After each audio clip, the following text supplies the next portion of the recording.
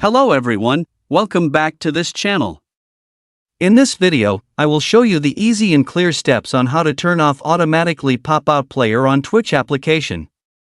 So how to turn off automatically pop-out player on Twitch application. Make sure you keep watching this video until the end. Let's get started right away. Firstly, open the Twitch app on your Android device. This is the initial screen of the Twitch app. Next, tap the settings icon at the top left. And appears like this. Tap Preferences menu. And tap Automatically Pop-Out Player. So that's it, tutorial how to turn off automatically pop-out player on Twitch application. Thank you for watching. I hope this video was helpful. See you in the next video.